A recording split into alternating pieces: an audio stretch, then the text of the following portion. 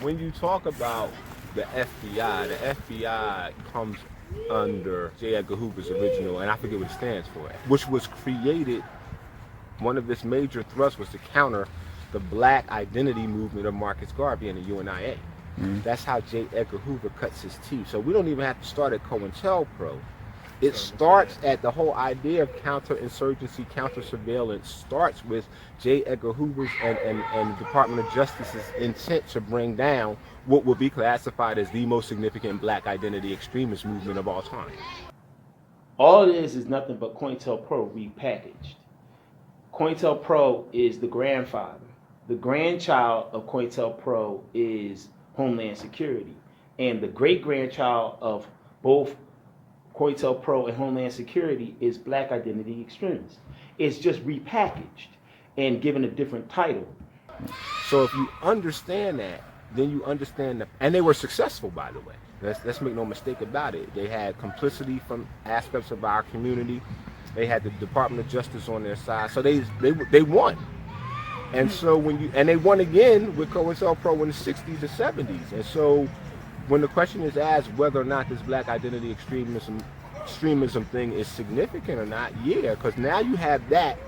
And what you're also going to see is what international extremism is going to start looking like. It's going to start looking more and more African. That's why this Niger situation, or Niger, whatever people want to call it, the fact that there's boots on the ground in 53 or 54 African countries, you're going to start seeing the face of terror become less quote-unquote Arab and more quote-unquote black.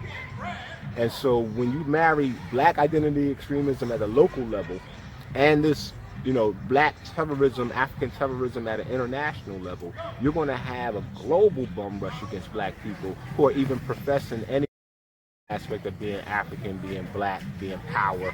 My man's shirt right here is going to be enough for them to say, hey, that's black identity extremism right there. We got to surveil this brother. We got to pull him over. We got to talk to him. So if we don't understand that, man, we don't, unfortunately. But, this is what the bum rush has been about for a long time. Hopefully our people wake up before it's too late. Man, they've been tapping phones since the 20s. You know what I mean? When the phone was first, introduced, to the world, they were tapping phones.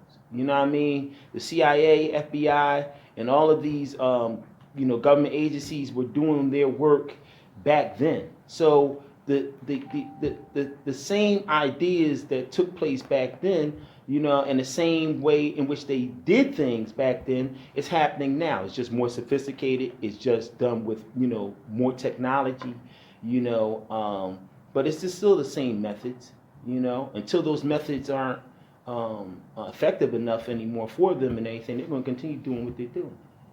The FBI is saying that you are officially a threat. And if you remember what Obama opened up for them now is, I have the right, they call it targeted assassination and all kind of stuff. If I deem you as a legitimate threat, I have the right now to strike you before you strike me. That's an unbelievable cover. That's like me walking down the street and you walking this way and I just punch you in your face or stab you or kill you. I got the Bernard Getz shield now. I thought he was a threat. Why'd you think that? Because the FBI said he's a threat. Why? Because he had on red, black, and green. That's an unbelievable cover they just opened up for us, man. There's no joke about what that can mean for our community. And they don't even have to tell the public what or why they did it, because they had that shield. No fighting each other. Now hold on. You say they have license now. What you do in a threat assessment, and that's again, what did you watch when they did the thing with Trump? What people feared was with Muslims, right? That Trump, because if you can establish them as a threat to America, you can now do containment policy. You can stop them from immigrating in and out your country. You have all kind of open rights. That's why Guantanamo Bay and all this kind of stuff. You had the Chicago Black Ops police stuff that they were doing, because under that shield, under that threat, you get to deal with it, what would be considered an enemy combatant. The rules are different. You're no longer a citizen. I don't have to follow the citizenship rules. We know that. We don't get them anyway. But now you have an absolute military reason why I get to deal with you as an enemy combatant, non-citizen. Those rules are different than I would have to deal with you as Joe Blow on the street. That's what that opens up. That's a declaration that the most significant threat to the police force in this country is a black identity extremist. That means they have now power to see you as a threat in their threat assessment, priority threat, and enemy combatant. That's a whole different set of rules that they get to play by. So this is like an extension of stand your ground. Stand your ground, take his ground, remove him from the ground, whatever you want to call it, man. I don't know. See,